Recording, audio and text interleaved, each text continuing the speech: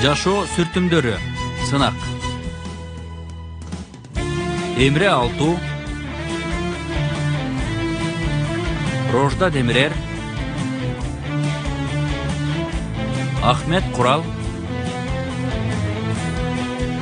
Керем Купажы, Тайфун Эрарслан, Замире Зейнеп Касапоулу, Бурак Сатыбол, Дениз Барут,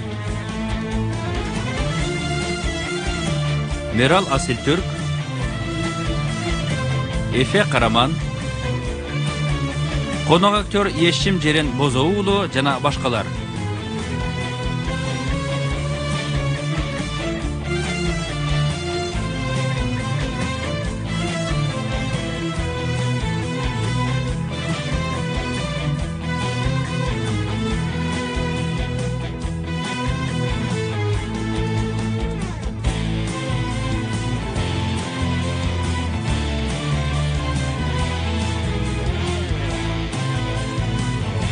Режиссеру Чаар Бингуллер, продюсери Джем Табак.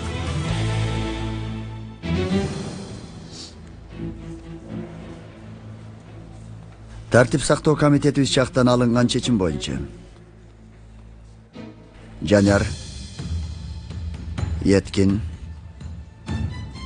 Чалар, Өмүр жана Сейфинин мектептен чыгарылуусу туура көрүлдү.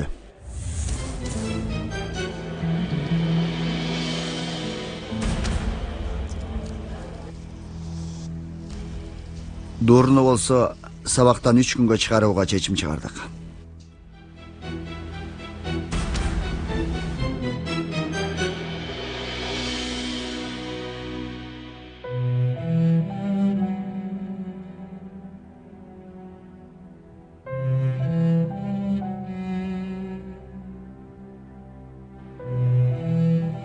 Эки күндүн ичинде өздүк ишиңер даярдалат.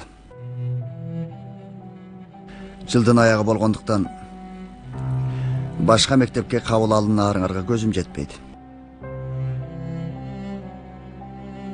Мүмкүн кийинки жылы мүмкүнчүлүктү колдоно аласыздар.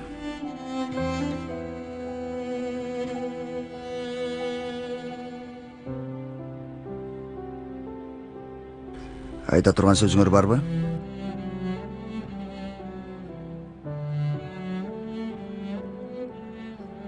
Силерди угуп атабыз. Жок агай. Жок агай.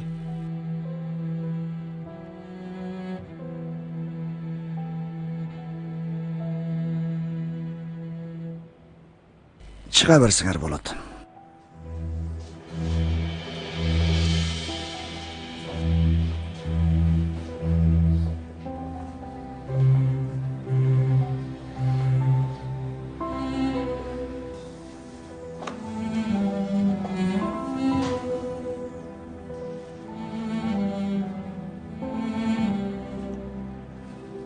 Айдалдык.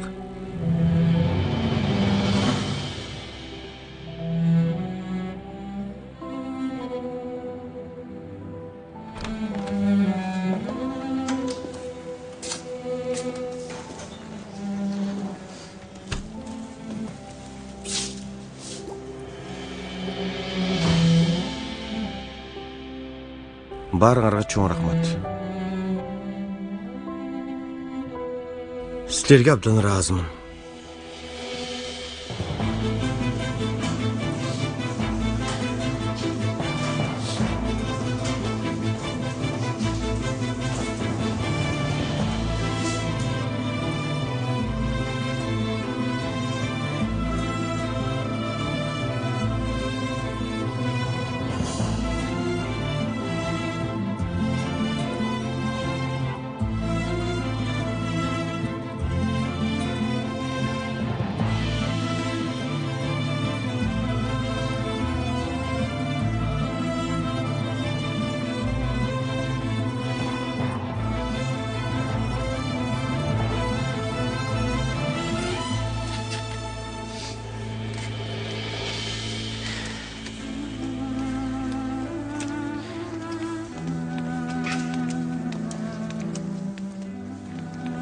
Жанер, каяка барасыңар? Өзүм да билбейм туру. Сейфи кетпе суранам. Айшегүл, сен класска кир. Ушундай да болмок беле.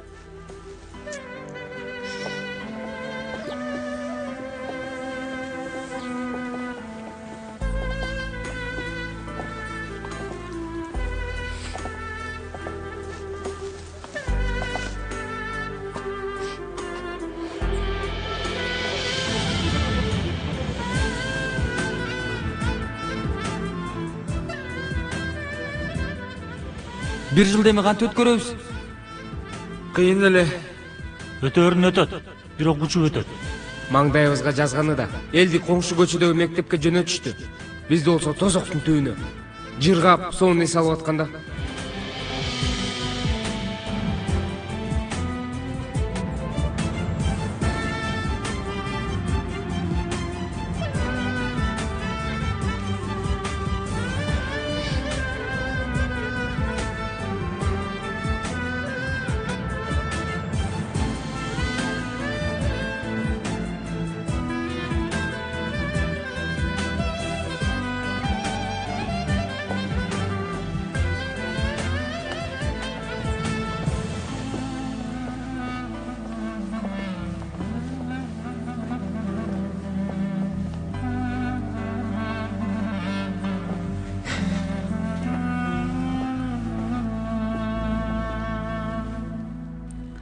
Башка жолу жок беле, агай?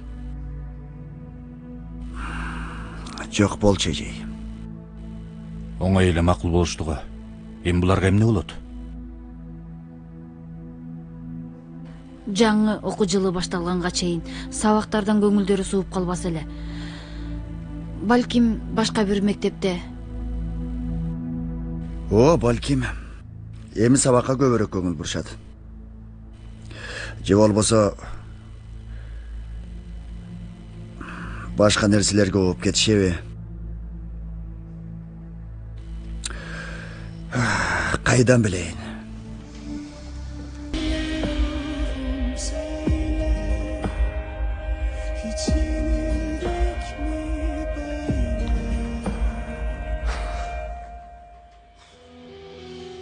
Балдар, мен муну үй билем айта албайм.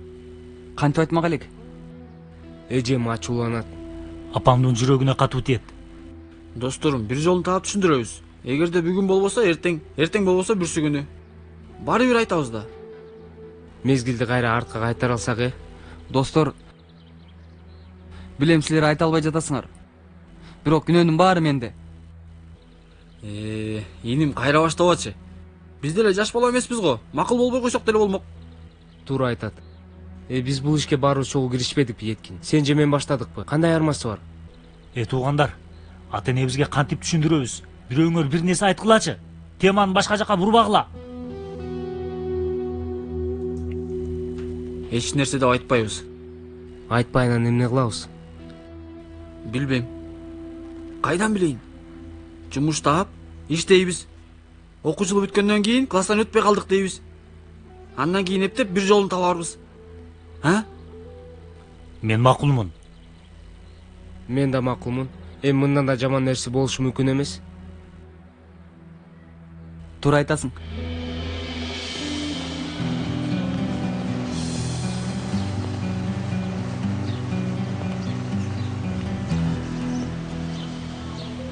Ушул жерби? Ооба, ушул жер. Айтмакчы, иниңиз конфискация акчасын алып которуп салыптыр. Бери кара. Бул жер мектеп. Кийин менин башыма мамлекеттик иш ачып жүрбө. Сиз кабатыр болбоңуз байке. Мен мүдүр мырза менен сүйлөшүп кайтамын. Мен кирбей эле коеюнбу? Сиздин киришиңиздин эч кажети жок. Мен бат эле сүйлөшүп дароо келип каламын. Макул. Бар. Мен күтүп турамын. Бат эле келем.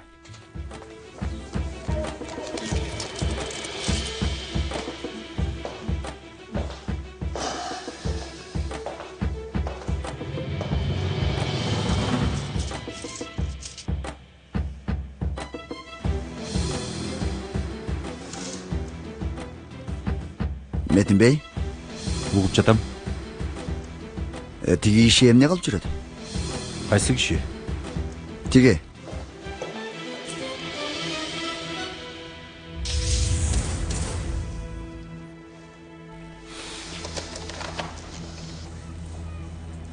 Geçires. Siz kimsiz?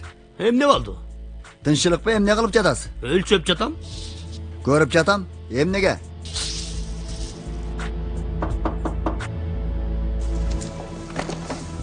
Саламатсызбы müdür мырза? Müdür mırza. Keliңиz. Кандайсыздар? Муну алып коюңуз. Мен Невзат Аккүнүглер. Жактоочумун. Жактоочу. Сизге кандай жардам бере аламын? Чынында жардамды силерге мен беришим мүмкүн. Geçiriz. Бирок кайсы маселеде? Көчүшүңүздөр боюнча? Түшүнбөдүм.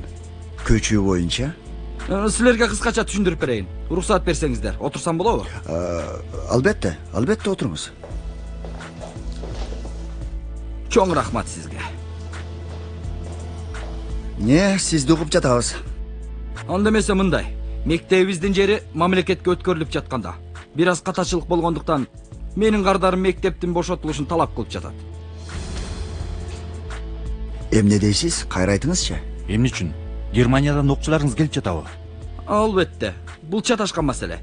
Демделген чайыңыз болсо шашпай түшүндүрүп берем.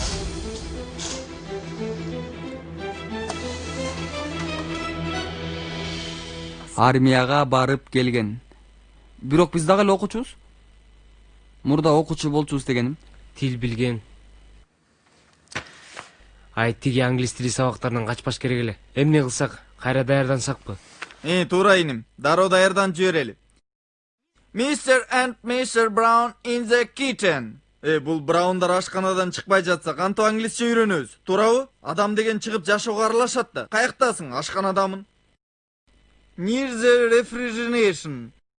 Destination and gone. Californication. Досум, ушундай да жашоо болмок беле? Эмне кылсак, кайра даярдансакпы? Еткин, Не болду? сага бир нерсе айтайынбы? Бирок акырын.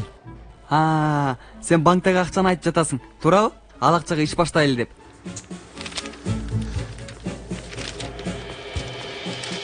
Мен антип үмүттөнүп карабагыла. Ал акча кыйын кездер үчүн. Еткин, жинге тийбечи. Бул күнү өткөн кыйын кезде болмок беле. Алла, Жанер мырза. Бул үйгө кирип жатканда да бул күндөн да кыйын күн болот беле дегенсиң. Карачы, ошол күн да келди. Эгер бул күндөн да кыйын күн болсочу, Еткинди өлтүрүп салсамбы? Болушунча токмоктоп андан кийин таштанды кырып салсамбы? Досторум, бул кезектей тура турсун. Биринчиден жумуш издейли, макулбу? Өзүңөрдү кармагыла.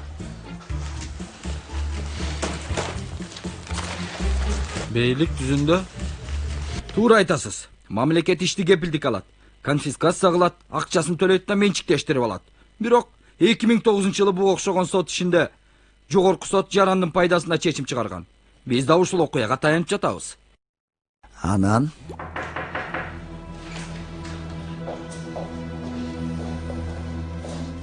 Анан ошол мүдүр мырза. Кечиресиз, атыңыз ким эле? Салих. Салих агай. Бул маселени жакын арада чечишибиз керек. Тагыраак айтканда, апрель айынын баштарында мектепти бошотуңуздар керек. Билим берүү министрлигине билдирүү, мугалимдер менен окуучуларды башка мектепке которуу сыяктуу иштерди. Чыгышка. Азыр чыгып атам. Сага эмес, Калип. Түшүнбөдүм. Бул жерде түшүнбөй турган эч нерсе жок, Невзат мырза. Чыгыңыз ишке. Дароо бул бөлмөнү бошотуңуз. Мындан да катуу түрдө түшүндүрүшүмдү каалайсызбы? Сиздин деңгээлдеги окутуучу мындай мамиле жасабайт го дегем. Мындан да жакшы мамиле менен түшүндүрөйүм сизге. Бул кандай? Силер деген мугалимсиңер. Силердин үстүңөрдөн мен министрликке арызданышым мүмкүн. Бул эмне дегендик? Балдарыбызды кимдердин колуна тапшырып жатабыз?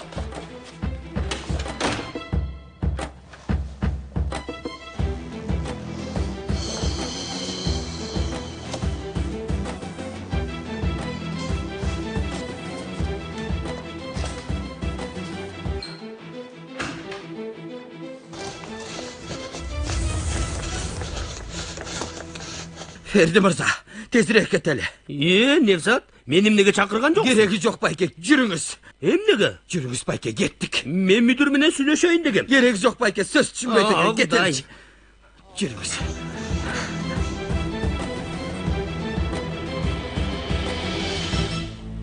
ушундай да болмок беле. Ал киши конфискация кылам деп жатса, андан кийин биздин колубуздан эч нерсе келбейби?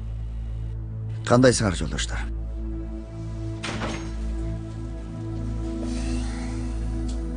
Министрлик менен сүйлөштүм. Демек маселе чечилди анда. Ай бизди Кудай өз сактады. Сот иши туура чыкты, Осман мырза. Эмне? Бирок мындан жыйынтык чыкпайт. Айтор конфискацияда жаңылыштык болсо, бир келишимге келишиш керек. Мага антип айтышкан жок. Бул кандай? Жылдын ортосунда бизди ишке чыгарып коюшабы? Эми жолдоштор, Билим берүү министрлиги бул маселеде бир жолду табаарын айтты, бирок эң жаман чечимге даяр болгула деп айтты.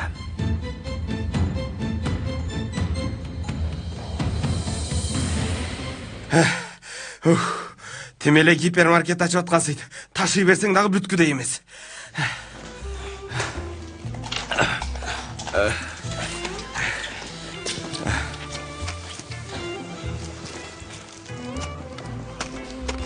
Айдалган жалгыз биз эле эмес окшойбуз. Рыфат байке эмне кылып атат? Бар жайында эле.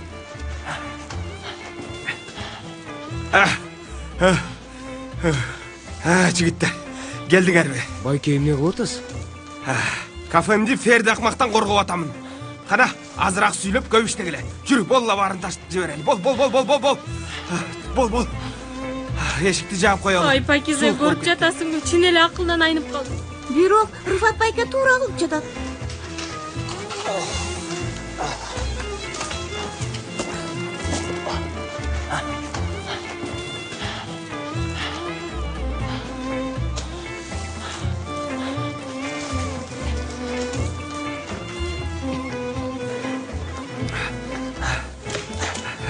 Мына, сонун болду эми, сонун.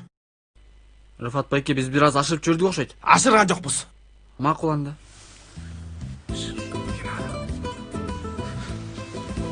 Тетиги айша билмесби? Кана каерде? Азыр ширеңди сыгам. Акырын сүйлөшпөгүлө.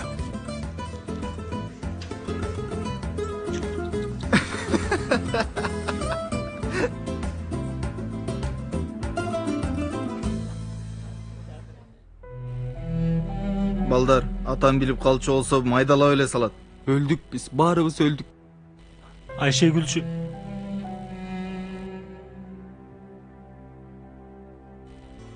Пакизе, Эмне болду эже? жанагы Ферди деген уяты жок акмак кайда? Кайдан билейин, дүкөнүн жаап кетип калды. Уят. Кимдин жерине барып бактыйып жаткандан ким билет, бети жок. Чын айтасыз. Сен билесиң, Пакизе. Мен мындай адамдарды Кудай Таалам жакшы адамдардын жанатка барышы үчүн жараткан деп ойлоймун. Эмнеге билесиңби? Себеби мындайларга сабыр кылсаң, жанатка сөзсүз барасың, эч бир шарты жок эле. Чын айтасызбы эже? Пакизе? Эже, мен да сөзсүз барат экенмин. Кудайга шүгүр. Жакшы, анда мага жаныңдан да орун алып кой. Ай Кудайым ай, баарынан да мага сабыр бере көр. Чайыңар келди. Жаннатка барган атам. Шашпай тур, Пакизе.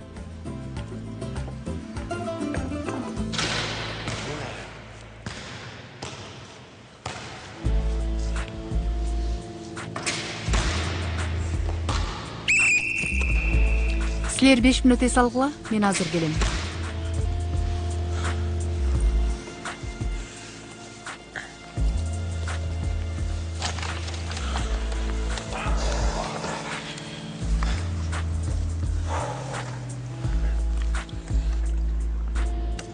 Балдар, азыр эми чынын айтпасак болбойт.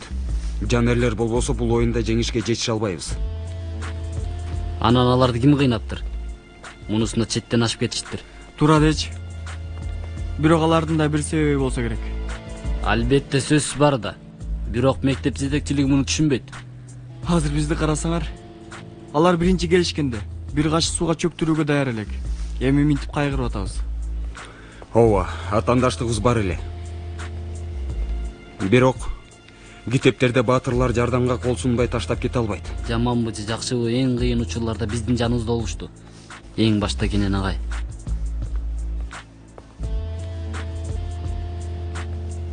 Анда эмесе машыгуудан кийин барып сүйлөшөлү. Эмне болгонун билеличи. Туура.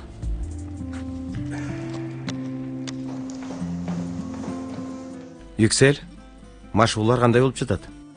Кандай болсун? Команданын жарымын көбүн жоготтум. Ордуна ойной тургандар начар.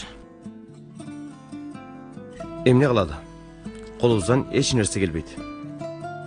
Айтмакчы, атаандаш команданын машыктыруучусун тааныйм. Ал аябай катуу киши. Балдарынан да ошондой талап кылат. Күчтүү спортчулар тарбиялайт. Өзүң деле түшүнүп турсаң керек. Ал кишинин алдында акыбалыбыз начар. Жеңүү үчүн мүмкүнчүлүгүбүз жок дейсиңби? Эми бул команда менен жеңе албайбыз. Андай болсо Поираздын юридикалык, Бакадырдын спорт академиясы жөнүндөгү кыялдары агып кетет. Тагдыр. Эжей. Агай, мугалимдер бөлмөсүндө шашылыш чогулуш болот экен. Салих агай сиздерди чакырып жатат. Баары жайындабы теги? Тынччылык болсо экен.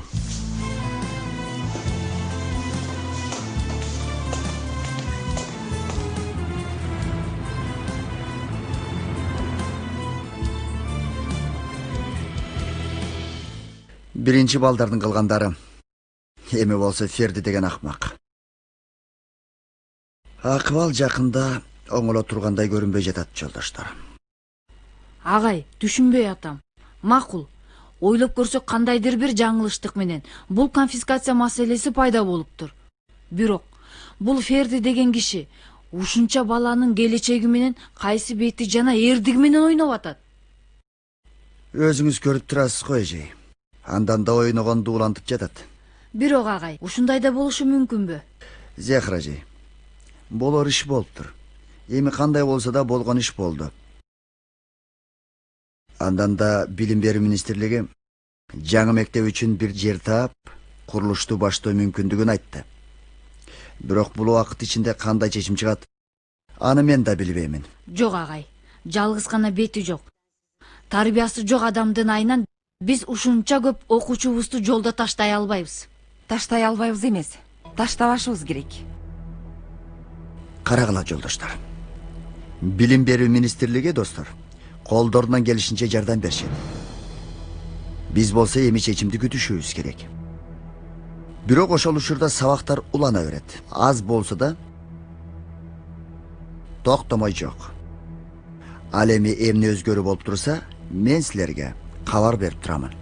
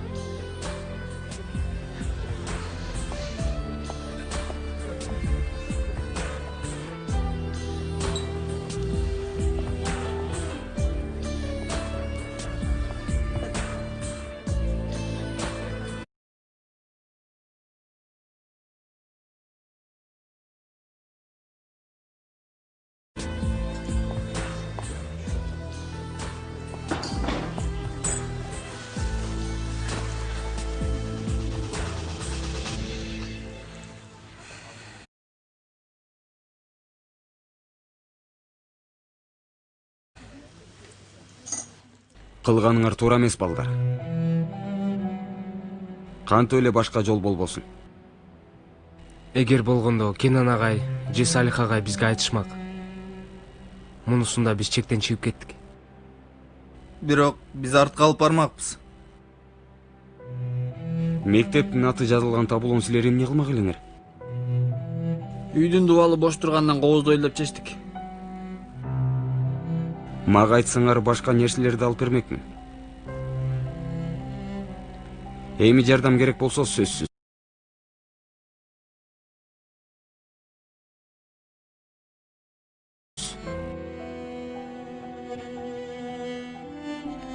Рахмат. Керек болсо сөзсүз.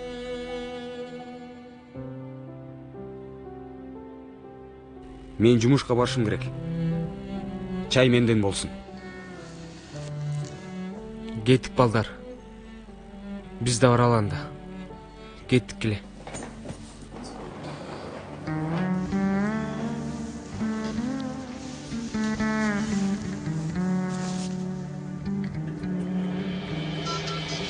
Алло, Мектептен сени издеп таба албай койдум. Мен үйгө баратам. Эльф эжей. Жок, мен бир аз басып келейин. Мектепте болгон окуучулар маселеси бир аз чарчатып койду. Макул эжей. Анда кечинде үйдөн көрүшкөнчө. Макул, көрүшкөнчө. Жакшы кал.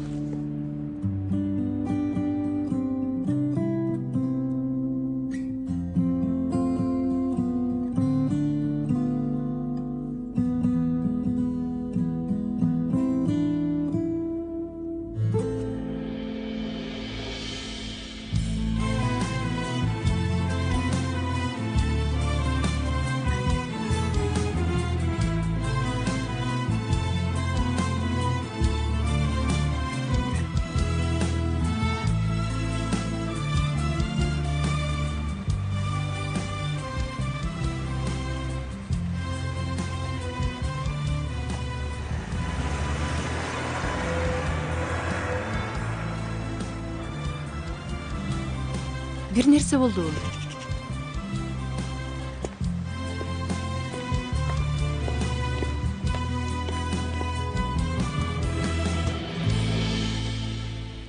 Түшүндүм. Чоң рахмат. Жакшы калыңыз. Туугандар. Жумуш табыш өтө кыйын экен. Тапкан күндө эмне айырмасы бар? Мектеп жетекчилиги ата-энебизди чакырат, анан да айдалганыбыз апачык эле билинип турат.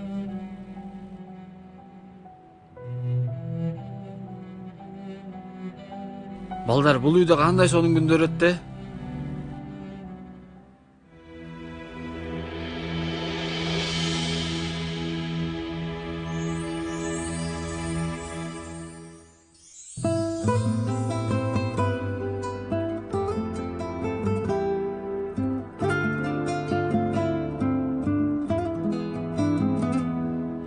Тартчы бутуңду. Керебеттеги адамдын саны Кытайлардын санынан ашып кеткен го? Ооба досум, ашып кетиптир. Туура айтасың. Ашыптыр. Бирок эмнеге ашканын сурасаң? Макул, сурап атам чалар. Эмне болду силерге?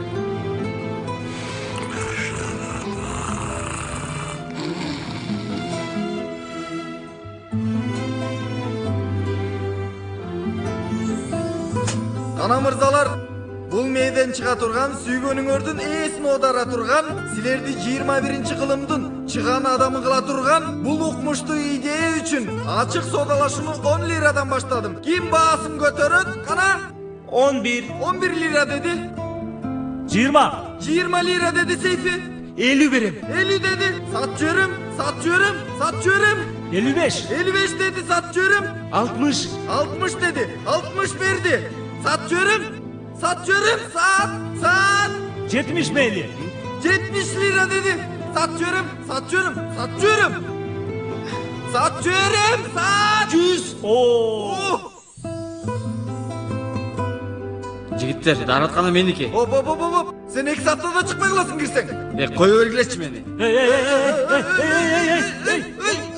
Hey. Uf, tuy. Batırak çıkanday. Çık. Dostum, men emne kız bulut eken. Sen Ayşegülsün, akırın. Soranam sende, meni Ayşegül dep aytpa. Акырын сүйлөшпөгүлөр. Çağlar, sırttan ukmuş ele görünüp жатсак керек. Акыркы 2 3 Татети. Dostum, emne ele butumdu basıp atasın. Geçirip koy Ayşegül'üm. Dagı ele Ayşegül deysin da, senden surandım go. Janda emespi. Түгөйүбүздү кучактайбыз. Кереги жок, болду дейт. Агай, болду, мен билебейм дедим. Андан көрө маңдайыма жазылганын көрөйүн. Кереги жок, билебейм. Балдар, мектептен айдалдык. А силер эмне кылып жатасыңар? Карасаң, үй үчүн кип жатасыңар да. Иним, сүйлөбөй турчу. Бул үйдөгү акыркы минуталарыбызды өткөрүп жатабыз. Андан эмне болмок эле?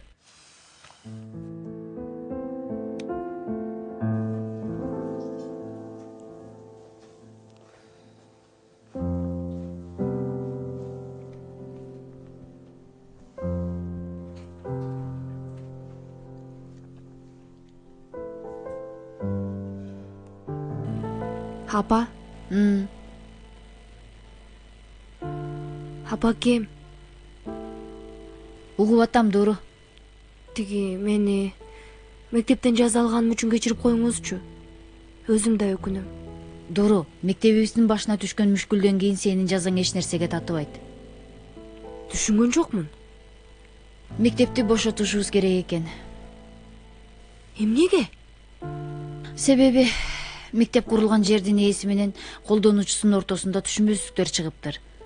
Бизди ал жактан чыгарууну каалап атышат. Мектептин ордуна жаңы курулуш башташат экен. Бизди кууп чыгышат. Албетте, ал мезгилде баарыбыз башка жактарга кетебиз. Маселенин бирөөсү бүтпөй туруп, экинчиси башталды.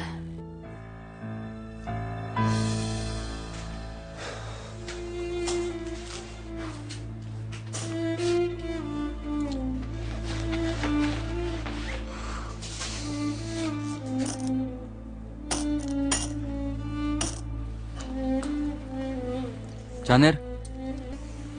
Bolçu emi?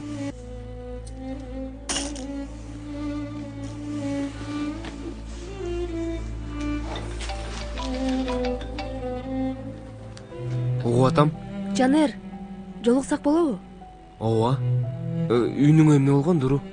Жанер, аябай шашылыш кабар бар. Муну жалгыз гана силер чече аласыңар. Макул баратам. Макул. Макул, анда көрүшкөнчө. Дуру. Шашылыш кабар бар экен. Мен кеттим.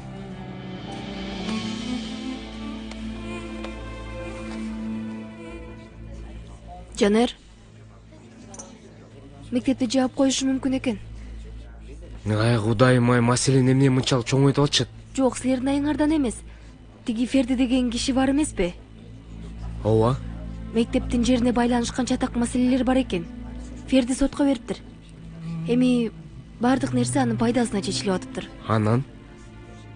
Анан министрлиги ишти сүйлөшө албай жатканын, чечилгенге чейин күтүшүбүз керек экендигин айтыптыр. Койсоңчу. Аябай жаман болуптур. Ооба. Бардык нерсе чаташып кетти.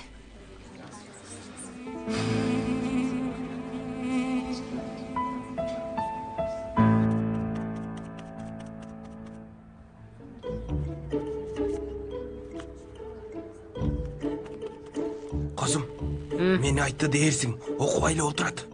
Эмнени я? Гезитти, Жездем гезитти окубай эле 2 сааттан бери бир бетти карап отурат Козум. Ай, балдарды ойлоп жатат да, туурабы? Албетте, бири-биринен ажырай албай калышты эле оңой эмес да, албетте. Жезде! Жезде! Карачы укпай атат, көрүп атасыңбы? Алло! Эмне болду? Жезде, сен жакшы элесиңби?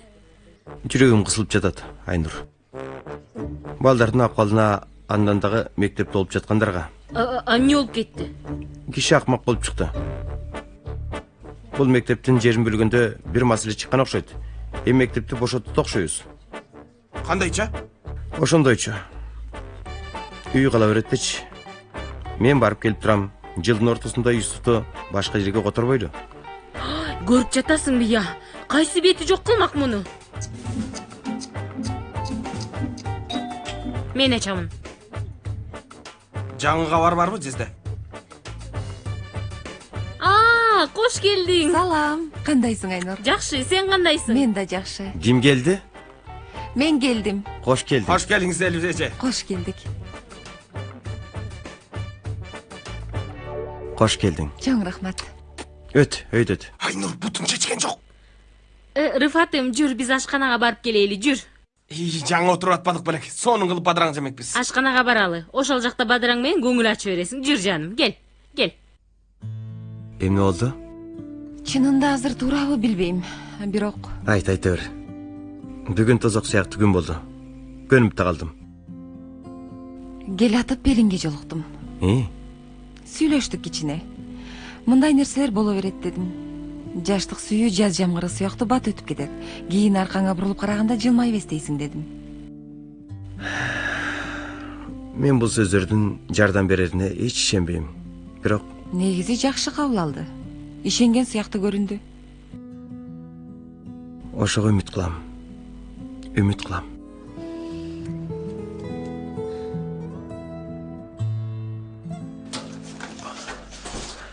Жигиттер, чогулгула тез, шашылыш. Эмне болуп кетти? Дуру менен жолугуп келдим. Кыйын абал болуп атыптыр. Эмне? Кандай кыйын абал? Тиги кафеде акмак бар эле го. Ферит беле, Ферди. Эмне болсо да тиги биздин мектептин жерин жарымы ошонуку экен. Акмак сотко бериптир. Мектеп жакында көчүрүшү мүмкүн экен. Эмне деп жатасың, досум? Тамашалап жатасыңбы сен? Ооба досум, чын эле тамашалап жатат. Биз азыр жашоого таарынып ыза болуп жатпайбызбы? Бул сезимдерибизди бузганы аракет жасап жатат. Дөөрөбөчү Эткин. Досум, чын айтып атам, мектепти жоготуп атабыз. Досум, ошондой да болмок беле. Бир жолу болсо керек да. Ооба. Ошо, жокко дейм. Барып түшүндүрүп көрөлү. Баралы да мындай тигиндей дейли. Барбасак да мектеп биздин мектебиз дейли. Жок дегенде бир жолу түшүндүрүп көрөлү. Досум, биз барганга чейин жүздөгөн адам сүйлөшүп көрсө керек. Биз сүйлөшкөндөн эмне чыгат? Эмнебизди жоготмок элек? Менин көп деле үмүтүм жок. Бирок баары бир аракет жасап көрүш керек. Кечки акылдан таңкы акыл. Эмне дейин башка? Буюмдарды чогулта берели. Мен тиги ичкеридегилерди салыштырайын.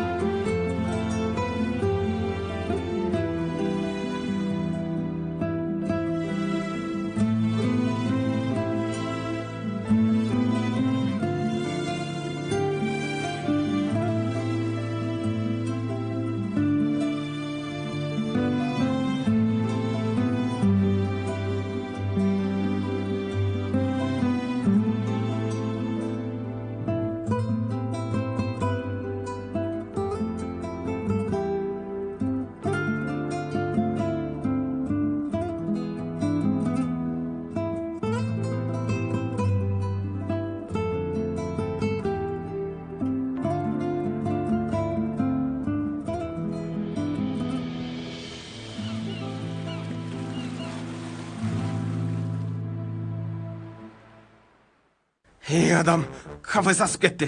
Абдан жуттуу кыбырчыксыз кафеси чөп жыттанып атат. Ой, чындыгында абдан сонун жыттанып жатат. Ох. Дөрбө Пакизе. Абдан жуттуу кыбырчыксыз кафеси үтүр, чөп жыттанып жатат чекит. Кудайга тоо. Макул байке. Кудай жалгасын эй.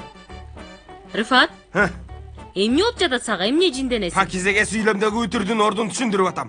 Жаным, болду. Мынчалык катуу жинденбе, ага да жооп табабыз.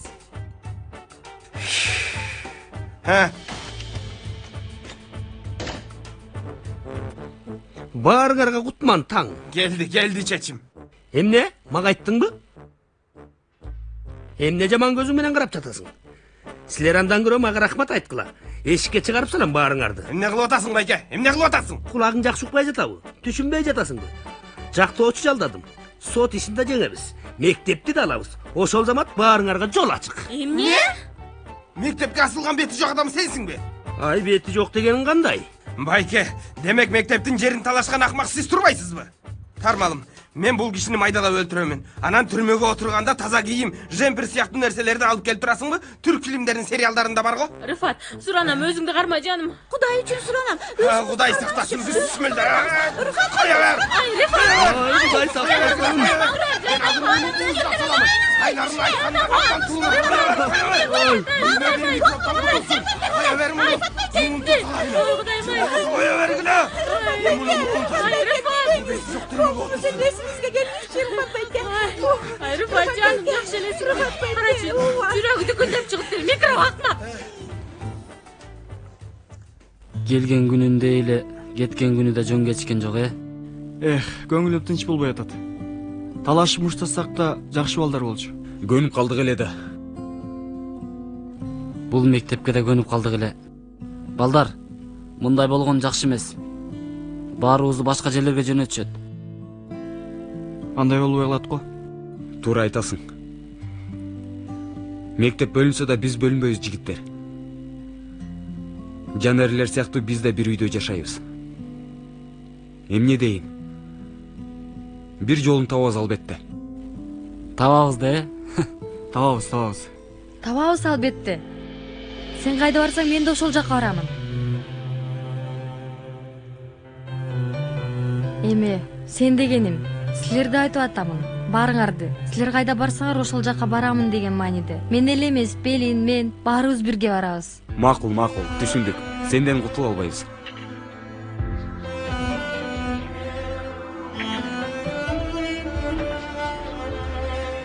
Эжей? Тынччылыкпы? Кара деңизге кемеңер чөгүп кеттиби? Курмандык көп окшойт. Кандай десек, жанерлер кетти. Мектептин акыбалы демек маанай жок. Чыга элек, жандан үмүт үзүлбөйт. Жүрүгүлө, бир аз тердейли.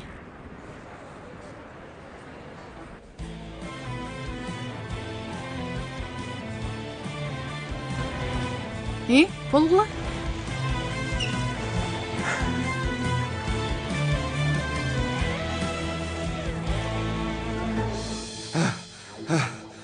Коя бергиле.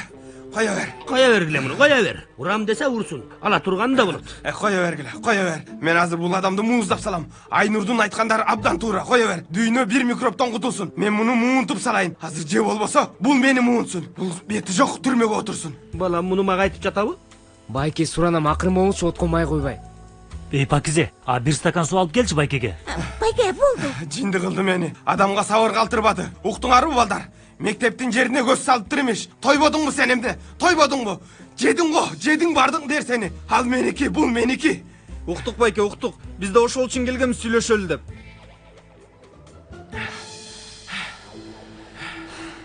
Ферди Байке. Мен карасаңыз, Байке деп жатам. Сыйлап атам. Эмне десең ошо де. Мектеп дейсиңер. Ошо киши менмин. Сура. Бул канча? 3. Эмнеге? Акыл эсим ордундагы же ордунда эмеспи текшердим, Байке. Сиз өзүңүздү кимди ойлоп жатасыз? Жылдын бүтөөрүнө аз эле ай калды. Ал мектепте канчалаган окуучу бар? Сиз билесизби аны? Анан ушул сен ал жакты бошотсоң жүздөгөн окуучу окуй турган жайы жок калат. Университетке тапшырам деген канчалаган окуучулардын тагдырына балта чапып жатасыз. Бардык аракеттери талаага кетет. Кантип жетишет. Жетишет балам, жетишет. Ден соолук жайында болсо эле баарына жетишет. Байке, ал 4 убал менен чатырдан турган имарат эмес да. Бул мектеп менен окуучулардын көңүлдөрү тушалган. Мен көңүл тушоосу дегенге түшүнбөйм. Мен бир гана бала тушоосун билем. Байке, чынында сен азыр маселени башка жагынан карап атасың. Айтор, таптакыр тиешеси жок жактан. Негизи мен айта турганымды айттым иним.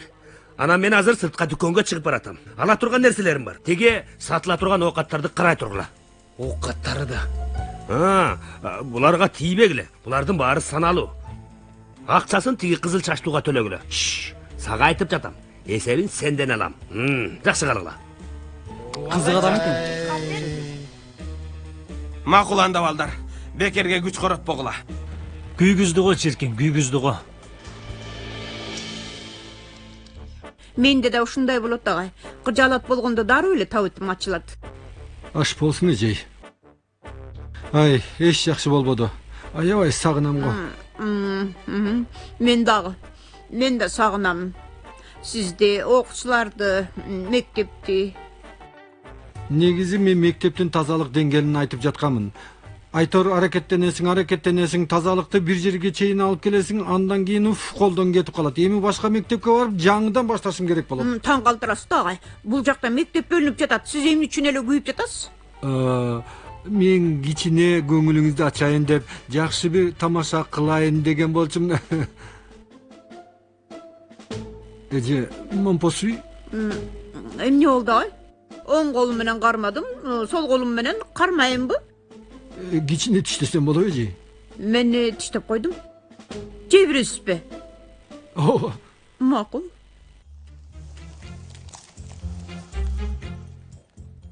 Эже, бул мектепте жалгыз гана окуучулар эмес, биз да көптөгөн нерсе үйрөндүк.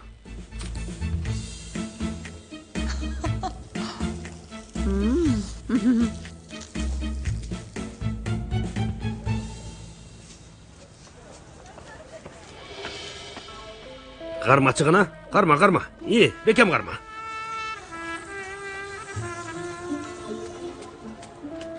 Кая береми.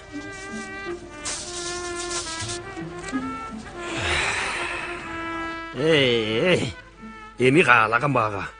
Колумдан өткөн гана кишиге сатамын бул жерде.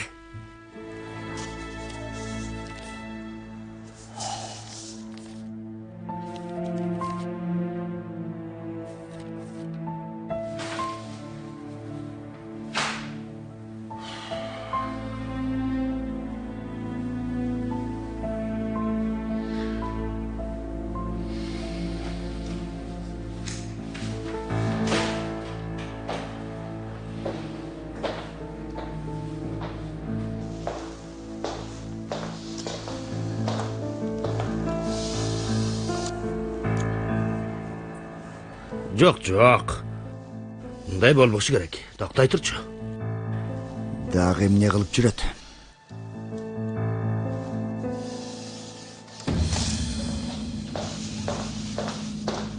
Балам, эмнеге жылдык тапшырманы аткарбай атасың? Эмнеге бир жумадан бери тапшырмаң даяр эмес? Салих агай. Азыр эмес, Галип, кийин. Бара кой эми. Зехир эже. Азыр эмес, Галип. Бир нерсе болду. 353, 351. Эмне кылып жатасың бул жакта? Эч нерсе, жеримди өлчөп жатам. 353. Бери кара. Дароо бул жерди таштап кет. Жок ай. Тоодон түшүп бактыны кууп жатасың. Канчага келдим эле? 353. Жинимди кайнатпа менен, кет бул жерден. Жинин кайнатып жаттырмынбы? Мага кара иним. Мен сот ишин уткандан кийин силер чыгасыңар эшикке. Мен ук. Мен сага бир нерсени айтайын. Колумду өпкөн кишиге бул жерди сатам. Анан да өзүм каалаган акчага. Кааласа турак үй курат, кааласа бийик үй курат, кааласа комплекс кылат. Андан кийинкисине мен эч кийлигишпеймин. Макул иним, киришпе. Соттун жыйынтыгы чыксын, ошондо келесиң, түшүндүңбү? Окуучуларымдын да, мугалимдеримдин да тынчын алганга акым жок. Тынчын алганга акым жок имиш. 353. Негизи силер менин тынчымды алып жатасыңар. Бул жер меники. Сен кетесиңби же кетпейсиңби? Кетпеймин деп эсептейли.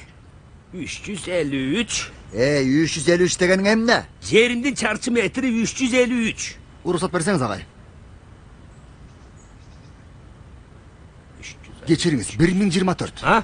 572, 762, 14, 37, 1253, 1648, 1072. Галип, эмне кылып жатасың? Агай, эмне кылып жатканды азыр көрөсүз. Байке, сиздин жанагы саныңыз канча эле? Санбы? 600. Ай, башымды айландырып салдыңар. Унуттуруп койдуңар санды. Мени карагыла. Мен азыр кетип жатам. Бирок бар го, кайтышым укмуштуу болот. Баарыңар көрөсүңөр. Ооба жаным, бол эми бол. 300, 500, 300, 500.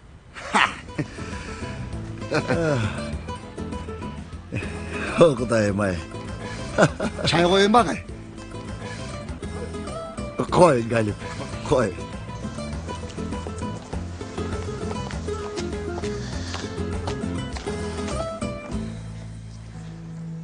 Балдар, үйдө буюмдар салыштырып атып, аябай жаман болдум. Костюмду сумкага салып атып, кечке караштык. Ким менен? Костюм менен. Тиги жакасында белгиси бар го мектептин. Ондер толга. Кандай десем, сумкага салып атып жаман болуп кеттим. Чын айтасың. Өзүмдү дайыма мектепте окугандай, дайыма ошол жерде жашагандай сезем. Мындан мурунку жашоом жоктой. Мен дагы. Ар бир нерсенин аягы болот экен, туугандар. Жок, эмне иш кылабыз? Ал да белгисиз. Кайдан билейин үйдөгүлөр эмне дейт? Мектепте калабызбы? Үйдө эмне кылабыз? Белгисиз саны көп теңдеме сыяктуу. Билесиңби, математикадан жооп бер десең жооп берем. Бирок ушул суроого жооп бер десең, абуу деп асманга карайм. Досум, муну Эйнштейнден сурасаң, ал да жооп бере алгандай эмес. Күнөө бизде. Чектен чыгып кеттик. Чегиртке сыяктуу бир секирдик, эки секирдик. Акыркысын билесиңер. Аны айтпай эле коеюн. Болдугулачы, өзүңөрдү көп күнөөлөй бербегилечи. Жок, эшекти кылдык. Кенан агай да катуу тарынтып алдык. Ушулардын эч бири болбой эле койгондо. Антип айтпай жүрчү, Жанер. Адам жашоосунда болгон нерселерден сабак алат эмеспи? Эгерде биз таанышпаган болсокчу, бири-бирибизди эч көрбөгөн болсокчу, мен сени көрбөгөнүмдө, урушпаганыбызда ушунчалык катуу сүйөт белек? Кенан агайды, Метин агайды тааныбаган болсокчу, ушунчалык ачуу таттуу учурда жашадык. Мен сени менен болгон күндөрдөгү эң жаман кездерди ойлосом да, эч качан өкүнөм деген жокмун. Себеби сен менен болдуң. Еткин, Сейфи, Айшыгүл, Чаалар, Өмер, баарыңар. Силер менин дагы, мектептин дагы байлыгы болдуңар. Жана эч ким бизди силерден ажырата албайт. Эч кимдин буга күчү жетпейт. Албетте, силер өзүңөр эле каалабасыңар.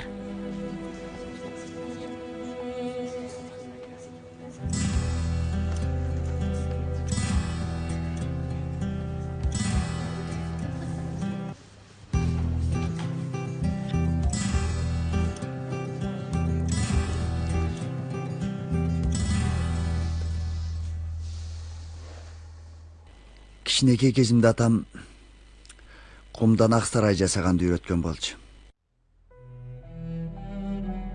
Кумдан ак сарай жасоо көп убакыт керек. Бирок мен чыдамсыз элем. Шашма элем. Бат зеригип кетчүмүн. Бир жагынан атама жагайын деп аракеттенчүмүн. Бир күнү таң атпай турдум да абдан чоң тоодой ак сарай курдум. Ал күнү деңиз ушунчалык тынч болчу. Кийин жок жерден абдан катуу толкун келди. Ошол учурда атам ак сарайды көздөй келаткан. Ал катуу толкун тоодой ак сарайды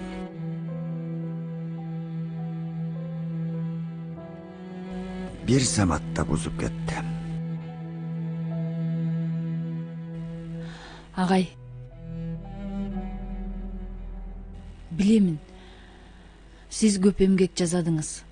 Айтор, албетте барыбыз бул мектеп үчүн салым коштук. Бирок сиздики башкача. Айтарым, сиз үйүңүзгө караганда мектепте көбүрөөк убакыт өткөрдүңүз. Билбеймин, агай. Балким мындан башка дагы бир жолу бар чыгар. Теге айтышат го, таң аткача бир нерсе болуп кетиши мүмкүн деп. Ак сарайым бузулуп жатат, эжей. Экинчи жолу сарайым бузулуп жатат. Таң атпай министрлик менен сүйлөштүм. Ишибиздин акыбалы кыйын. Ошондой турбайбы? Жашоо кандай кызык нерсе. Туурабы, эжи? Бир канча ай мурун мүнөзүбүз келишпеген Кенан мырзага Метин бейге көнүп калдым эле. Мен дагы. Эми болсо баарыбыз башка жактарга бөлүнөбүз.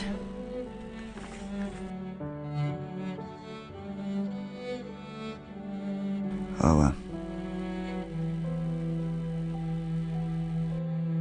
Андан да кээ бир нерселер орто жолдо калат.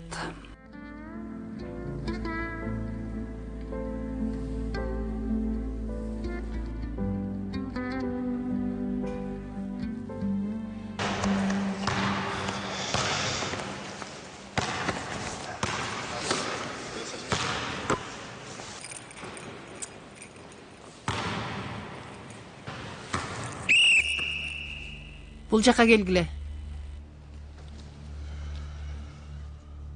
Эй балдар, сейилдегиси келгендер жээке барсын. Бул эмне деген оюн? 70-теги чалдар да силерден жакшы ойнойт. Эжей, оюнду жеңсек да жеңбесек да эмне пайда? Эмне? Калп эже. Мейли оюнду жеңдик дейли. Эртеси күнү мектеп бошотулса эмне болот? Бекерден кетмей чабып атабыз. Жакшы, абдан жакшы. Эч нерсе боло элек так байракты көрсөткүлө. Кааласаңар ойнобой коёду. Биз үмүтсүз командабыз дейли. Эмнеге? Себеби мектеп таркашы мүмкүн. Ооба. Же кайдан билейин? Эртең дүйнөгө метеорит түшөт. Балким баарыбызды машина уруп кетет. Балким мындай болот, балким андай болот. Ай, балкимдер менен жашоо уланмак беле. Мени карагыла. Эртең ал оюнга чыгасыңар, же чыкпайсыңар. Мен да силерди адам деп эсептейин. Эми чыккыла.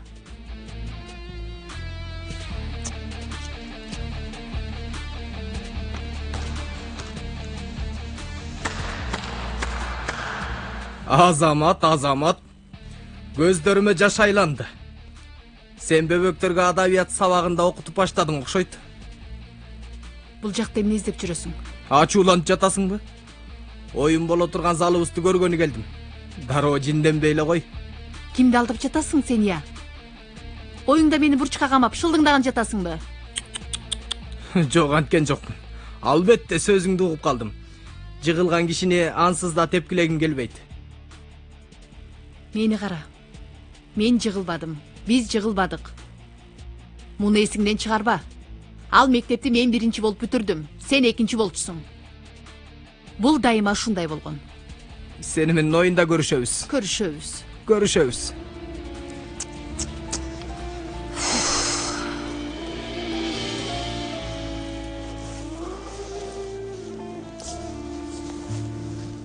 Туура эмес учурда келип калдым окшойт. Сүйлөшкөн жигитиң менен урушуп жатасыңбы? Сүйлөшкөн жигитиң? Түшүнбөдүм. Тиги чыгып кеткен бала. Сен жигитиң эмеспи? Ал бала? Жок ай. Жакшы. Жакшыбы?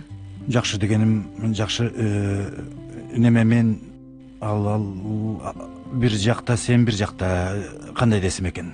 Болбойт деп ойлодум. Карачы келбетин. Ал Яшар. Досум болот.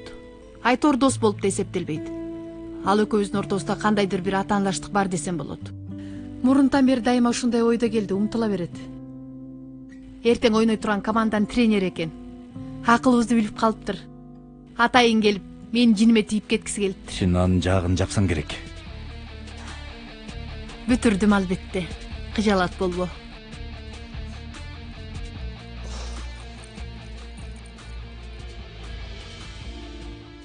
Жигиттер, тиги Фредди Фердини эмне кылабыз? Эми Кывыржыкыс кафе бизнесинин атын алмаштырып, Элим көчөсүндөгү коркунуч кафеси деп атаганы калдым окшойт. Ал киши өтө эле көп баратат. Байке, колубуздан эч нерсе келбейт окшойт. Анын оюндагыдай болот, айтканы болот.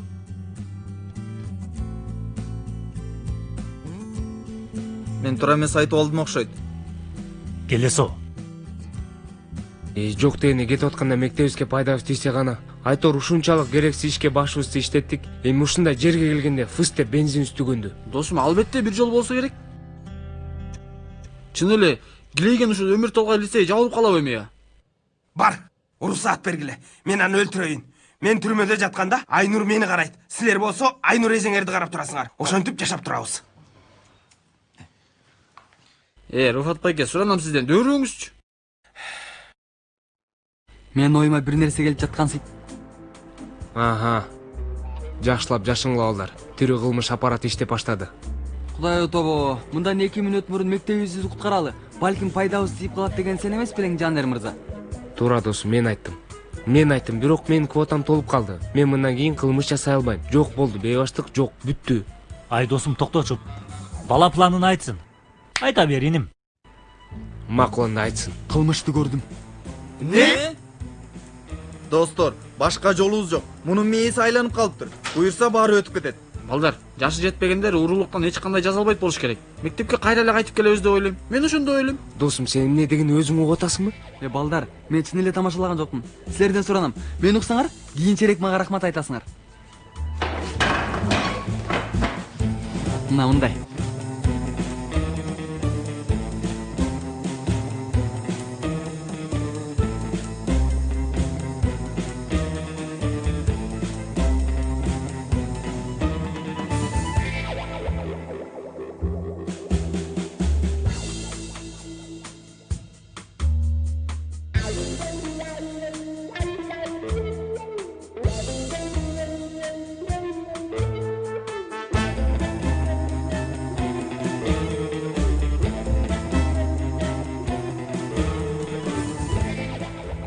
Кандай идея экен? Эң башында болбойт деп аттым эле. Бирок менимче болот окшойт. Атаңдын көрү, бул нактал уюшкан кылмыш маселеси. Мен да жарайт деп ойлойм. Мен да билбейм, болобу болбойбу. Болот, суранам. Ишенгиле мага, досуңарга ишенгиле. Бирок дагы жардам керек болушу мүмкүн.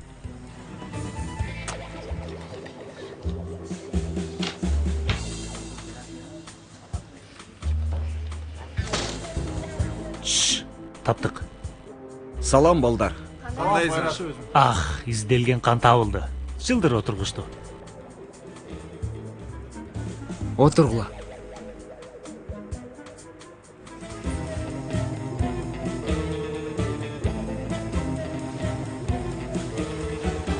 Кудайым-ай, башыма дагы бир караң күн түшмөк беле. Бул кандай караң болду экен, Рыфан? Рыфатым, ушул чоң дүйнөгө барып атып бир кара сен батпадың. Рыфат байке. Ой, Кудайым-ай. Байке, бул оюндун баш каарманы сенсиң. Кичине эле жаңылышсаң, бардык планыбызды жок кылат. Дөөрүбө. Мындай маанилүү иште Рыфат Санжакылы жаңылганын ким көрүптүр? Ким көрүптүр? Билбейм. Эч ким көргөн жок. Силерди үйдүн арачыларынан куткарган ким? Мен, жатакананын мүдүрүнүн ролун, мектепте мүдүрдүн ролун ким аткарды, я? Мен. Чынында чыгаан актер окшойм. Ооба байке, ооба. Рыфат байке, аш байке. Нени? Ичиңди. Ал эмне? Кан. Неме? Тамат. Помидорбу, калемпирби? Байке, эмне айырмасы бар? Аябай чоң айырмасы бар. Көрүнүш саптарында таасир берет. Помидор экөөнү аралаштырып жибергенде сонун болмок. Жакшы көрүнмөк ошондо. Анда эмне кылалы байке? Анда биз буга анар кислотасын кошуп аланда. Анда болот. Элдер, баары жайына. Байке, ач. Ай, кетти, тоодой күйөм кетти. Тоодой десе болобу. Тиги эмне деп атат? Эмне болду? Жактырбадыңарбы? Жердин түбүндө дагы ушунчасы бар. Даяр байке.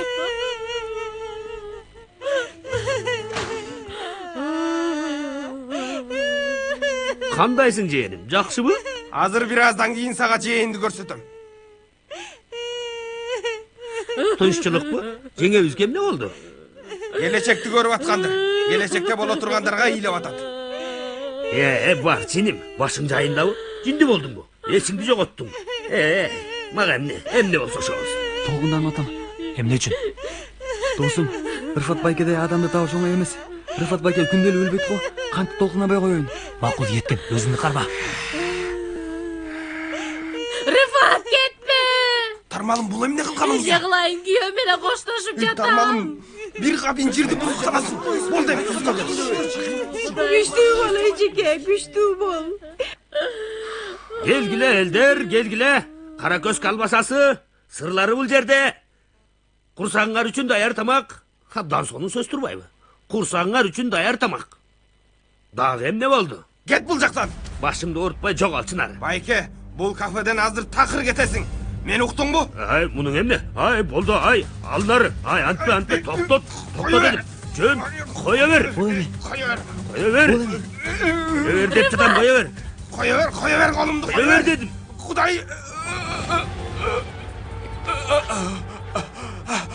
Öldüm. Rıfat!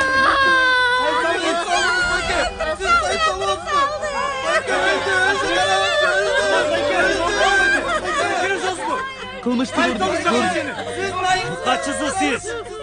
Эмне кылдыңыз? Адам өлтүрдүңүз. Мыкачысыз сиз. Эми мыкачы. Өлдүңүз сиз. Жок дегенде 20 жыл аласыз. Мен милиция чакырайын. Кыздар силер эшик жакты карап туруңлар. Тиги акмак качып кетпесин бул жактан. Кандай немесиз? Siz Rıfat Bayken'i öldürdünüz. Rıfat Bayken'i.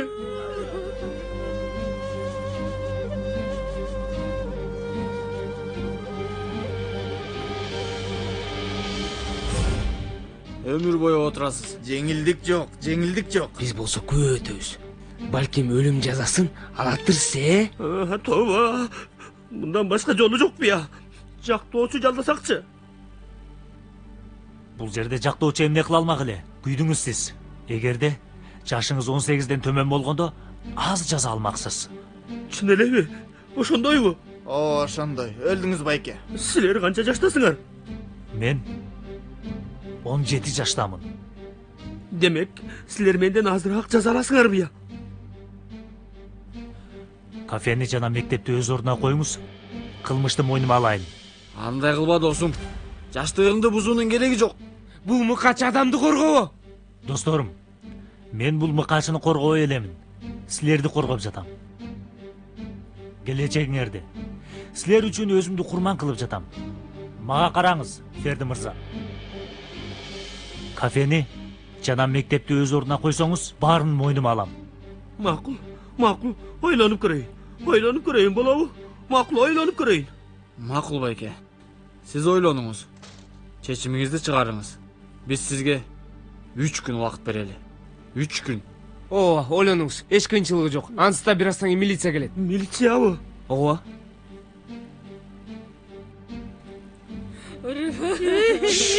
Милиция дагы эле келелекпи? Мен аябай тажап кеттим. Кудай ай, ана силер бакырбагылачай. Башым ооруп кетти. Алайда анан күн алыс күйөөм өлүп жатты эле, бирок сен тириле бергин. Мен сага көрсөтөмүн.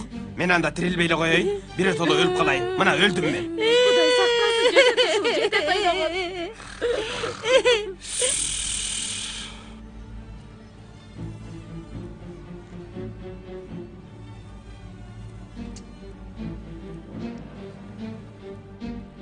Алла, кайда жүрөт бул кыз?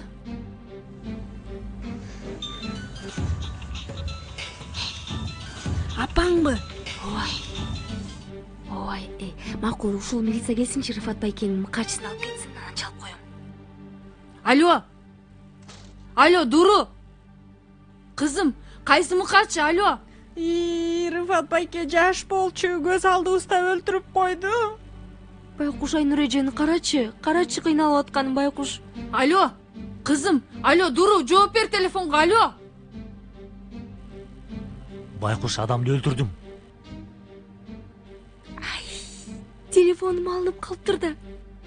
Апам бардык нерсени укту. Койсоңчу. Ал кумурсканына тарынчу эмес. Алла. Макул жигиттер, макул. Келиштик анда. Келиштик, макул. Жанагы поyrazдар кайда жүрөт? Тажап кеттим мен. Рыфат акы. Айнур.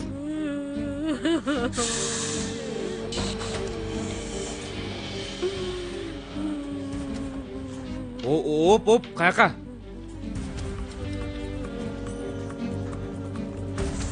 Биз билдирүү алдык. Кишини бычактап салышыптыр. О, офицер мырза. Баарыбыз күбөбүз. Мени күйөөмдөн ажыратпагыла.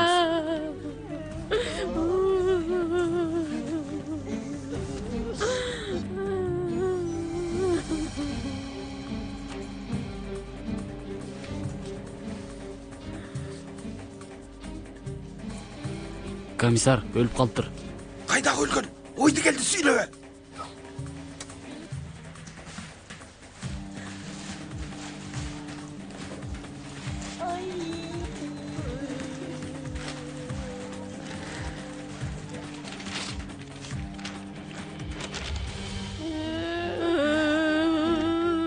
Эжей, кайгыңызды түшүнүп жатам. Бирок бир аздан кийин кылмыш болгон жерде изилдөө башталат. Өтпөй туруңуз. Хакан кое бер, мен өтүшүм керек. Офицер менен кандай сүйлөштү билбейт окшойсуз. Суранам, олтуруңуз. Ай сен жиндисиңби? Кое бер дедим мен. Суранып атам. Эжеке, күчтүү болуңуз. Пакизе, Рифаттын эски аллергиясы бар, бетин ачып коюшубуз керек. Аллахсыз. Не кылам мен? Каяка барам мен, Кудайым ай. Чак-чыч. Мындай коркунучтуу кылмышты кимиңер жазадыңар? Кимиңердин колуңар барды? Айткыла. Мен кылдым. Түш алдыма. Элдин көзүнчө адам бычактап салуу кандай экенин көрөсүң. Досум, не, илебайсыңбы? Апа, мен эмне кылам? Каяка барамын? Калдым бул жалган дүйнөдө. Абыртпачы. Кетти менин тоодой жигитим Сейфи. Абыртпасаңчы.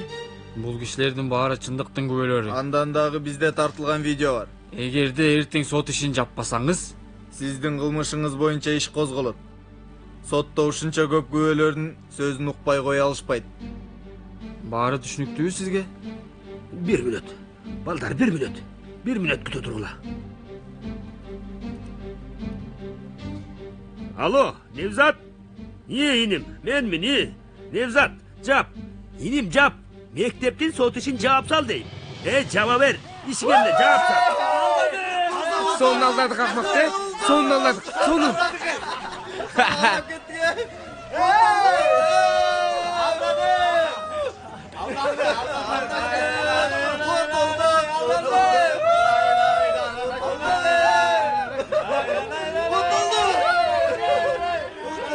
Балдар, Дуру.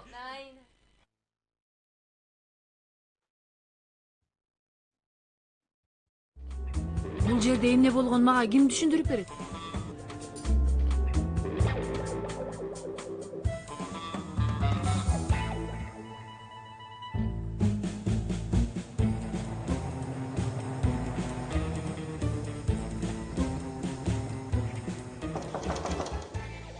Кириңиз. Саламатсызбы, урматтуу мүдүр? Караңыз, Невзат мырза. Кайрадан баягы нерсени айтып кыжалат кыла турган болсоңуз, биз баарын билебиз. Билим берүү министрлиги менен сүйлөштүк. Бардык нерсе жөнүндө кабарыбыз бар. Кааласаңыз муну кофе ичип отурганча сүйлөшөлү.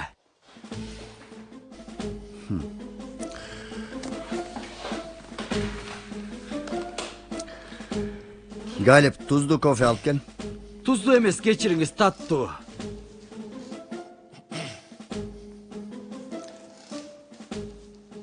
Мүдүр мырза, менин кардарым Ферди мырза менен жүргүзүлгөн байкоолорубуздун натыйжасында... Невзат бей, маселеге келели. Келели.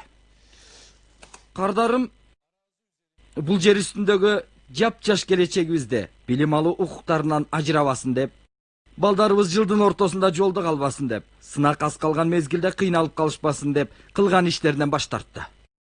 Түшүнбөдүм. Алыңыз, папкадагыны окуңуз.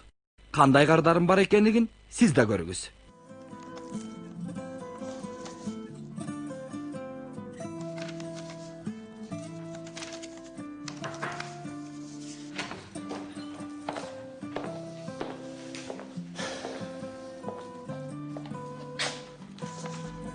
Галип, эмне кылып жатасың? Мен орточо таттуу ичемин, билбейсиңби? Кофе жактоочу мырзаныкы.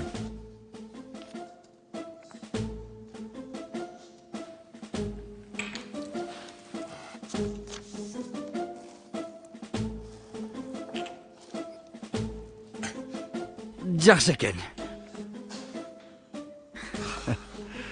Аш болсун. Мындай болгону жаман болду. Баары жаңы эле башталып жаткан. Бири-бирибизди аябай кеч таптык. Бирок өтө эрте жоготуп жатабыз. Негизи бир жылда бир күнү баарыбыз бир жерде чогулуп, эски күндөрдү эстесек болот.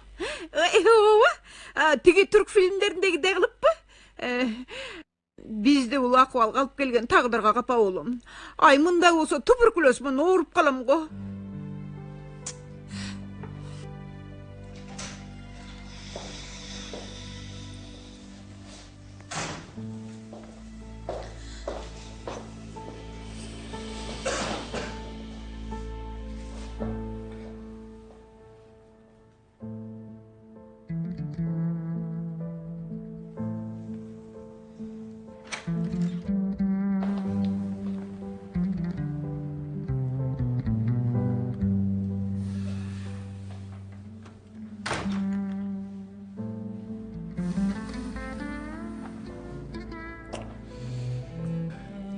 Анда эмесе жолдоштор.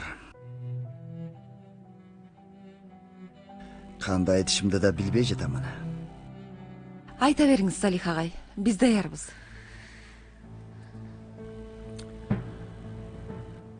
Макул.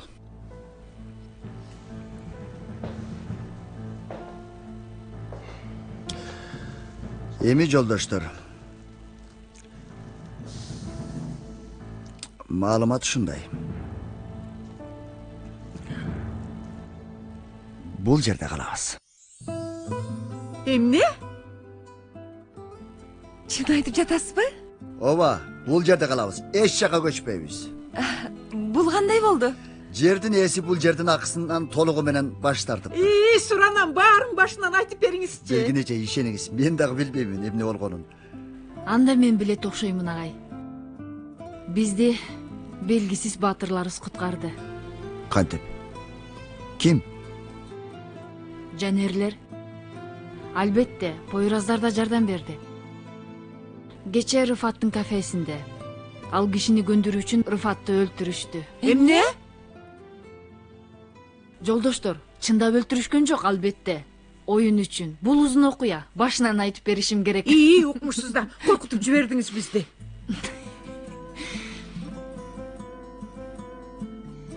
Окуяны башынан айтып бериңизчи.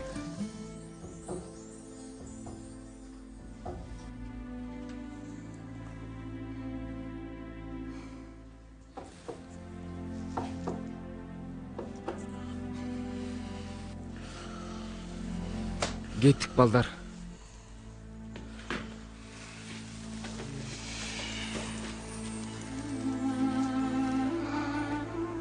Жүргүлө, кеттик.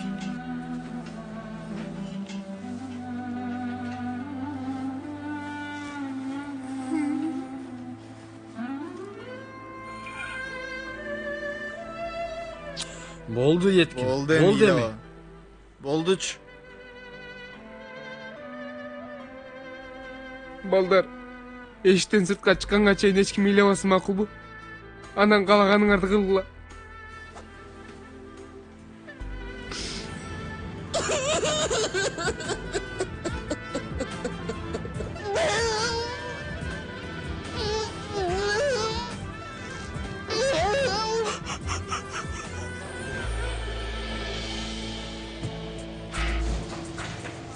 Кутмантаң. Кутмантаң. Эмне болду? Баскетбол аянтчасын эс алдырайын дедиңби? Силердин бөбөктөр көрүнбөй жатат го. Бул жактабыз, тренер. Эми бар, балдарыңды чакыр. Ким эс алып жатканын баарлап көрөлү. Көрөбүз. Барып даярдангыла. Макул.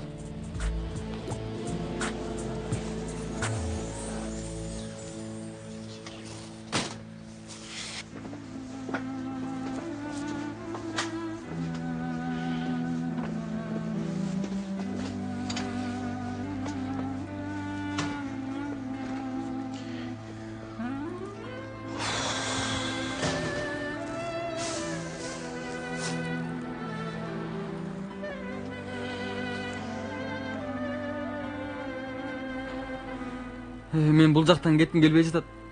Эч кимдин кеткиси келген жок досум. Бирок кетүүгө мажбурбуз. Бул жерде өткөргөн күндөрүбүздү унутканга мажбурбуз. Башка жол жок. Токтой досум. Жинди болбу? Токто досум. Кел бул жакка. Жинди болбу? Же балдар токтогула. Буюмдарды унутуп турубуз. Туура айтат.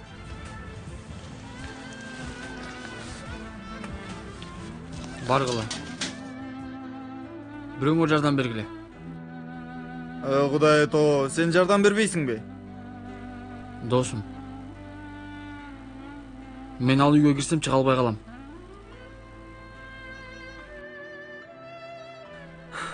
Мен дагы. Мен эшиктин алдында туруп турам. Эме алып келет. Еткин баарын алып чыгат. Акыркы жолу үйдү көрүп алсын эми. Азыр мектепке бараткан сыяктуу кылып үйүнүн алдынан өтөбүз. Ишенишпейт. Ишендиребиз Айшыгүл. Аларга ишендирүү үчүн башка жолубуз бар бекен? Жок. Менимче да жок. Бас.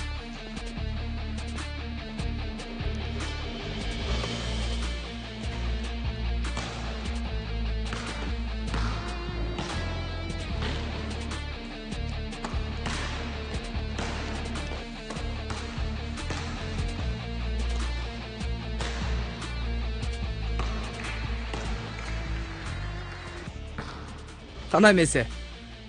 Бул жер басып алууну күткөн бир шаар. Силер болсо каарман аскерсиңер. Чынында атаандашыбыз аябай күчсүз.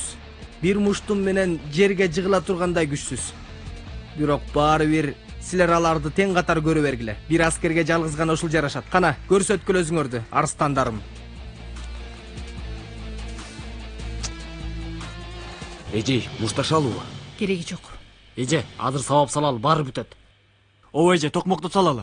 Жигиттер, силердин суранычым, чыныгы бир спортчу катары мырза жигит чыныгы спортчу сыяктуу ойун ойногула. Каршы командадагы ойногондор силерге душман эмес, атаандаш болгондугун, бул жердин спорт залы экендигин унутпагыла. Бүтүрүү сигнал болгондо жыйынтык кандай болсо да кол узатасыңар. Түшүнүктүүбү? Эми болсо оюнга.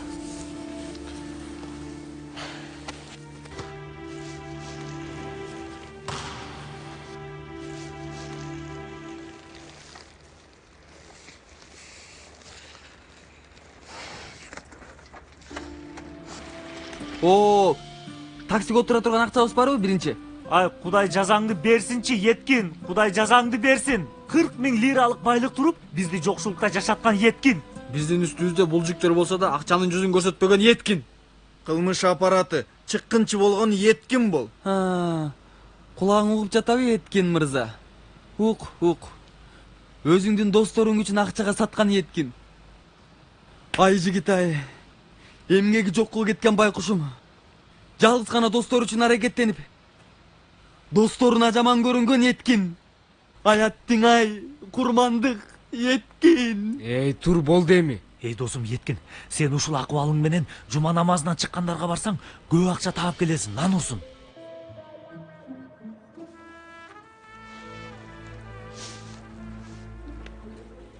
Кандайсыңар? Жакшы эмеспиз. Билебиз. Тур эми.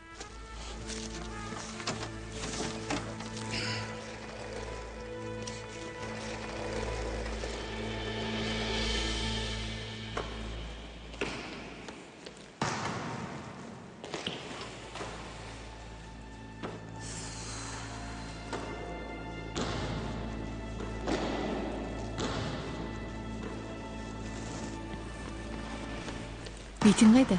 Салих мырза чакырды. Жанарлар жөнүндө сүйлөшөт окшойт. Ошондойбу? Балдардын маанай кандай? Өзүң көргөндөй, өтө жаман.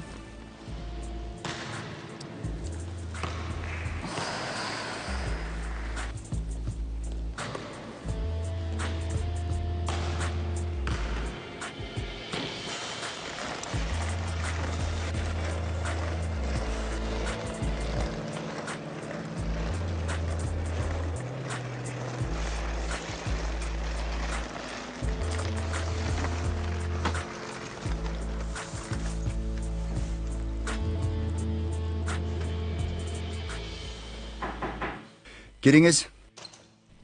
Агай чакырыпсыз. Мети мырза. Сизден бир нерсе сурансам болобу? Ооба, албетте.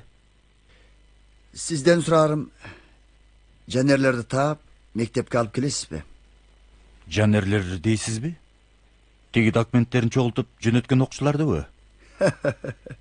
Жок. Агай. Мети мырзам, мен бирөөгө документтерди карматып жөнөткөнүбүздү эстей албай жатам.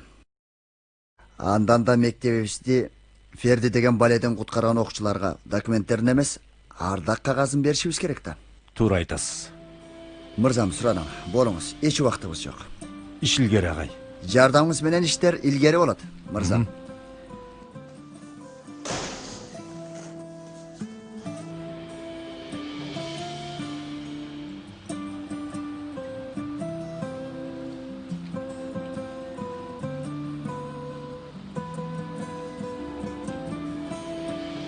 эми бир аз жылмай калачы эми. Мектептен айдалдык Дуру. Кантип жылмаябыз? Минтип.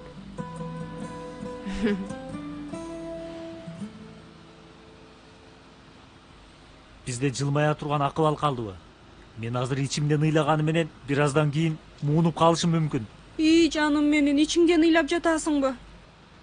Сен ушул жерден колумдагы менен бир урам, ичиңдин баары канап кетет. Туура айтасың. Мага сыла бербегилечи. Эки дүйнөдө ыраазы болоюн. Сүйгөнүмдү капа кылбасаңар, мен да ыраазы болмокмун.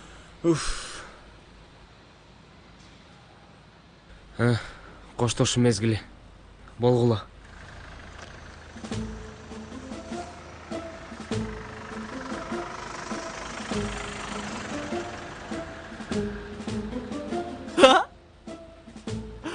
Охи, биздин маршрутка эмес турбайбы?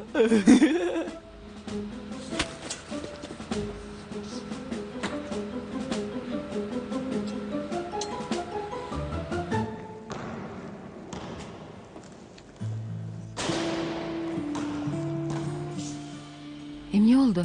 Салих бей эмне деди? Эч нерсе, документтер жөнүндө. Балдардын маанайлары начар. Жашоо ушундай. Жеңиши да мүмкүн, жеңилиши да. Келечекте түшүнүшөт. Албетте толугу менен үмүттү жоготпош керек. Эмне деген турасың? Жакында түшүнөсүң. Кана келгиле балдар.